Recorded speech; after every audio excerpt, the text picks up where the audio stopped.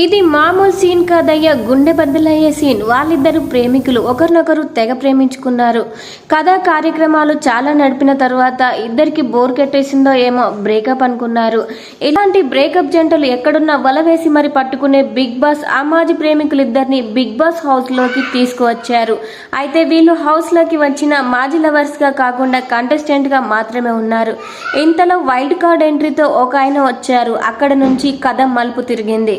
ఆ మాజీ ప్రేయసి కొత్తగా వచ్చిన వైల్డ్ కంటెస్టెంట్ ఇద్దరికి కనెక్షన్ కుదిరింది. ఇంకేముంది, ఇద్దరు కలిసి బిగ్ బాస్ హౌస్ ని వాడేసుకున్నారు. ముద్దులు పెట్టుకోవడం, హగ్లు చేసుకోవడం ఇవన్నీ హౌస్ లో వాళ్ళకి కామన్ అయిపోయింది. ఈ కథ ఎక్కడిదంటే హిందీ బిగ్ బాస్ సీజన్ 17 లోనిది. ఆ ప్రేయసి ఎవరంటే ఈషా మాల్వియా. ఆమెతో ఉన్నది ఎవరంటే సామర్థ్ జురేల్. వీళ్ళు సయాటను చూసిన మాజీ ప్రియుడు ఎవరంటే అభిషేక్ కుమార్.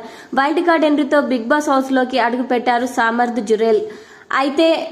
అయితే మొదట్లో సామర్థ్ ఈషాల్ ఉప్పుగా ఉన్నారు. సామర్థ్ని దారుణంగా దూషించి హౌస్ లో గందరగోళం సృష్టించింది ఈషా.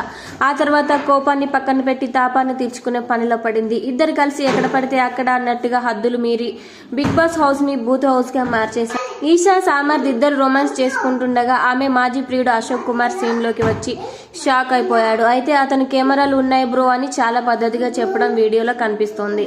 వీళ్ళు గప్పుమని ఇదొకటే కాదు, చాలానే ఉన్నాయి. వీడియో నచ్చితే వీడియోకి లైక్ ఇవ్వండి. ఇలాంటి మరిన్ని అప్డేట్స్ కోసం మన ఛానల్ సబ్స్క్రైబ్ చేసుకోండి. Thank you.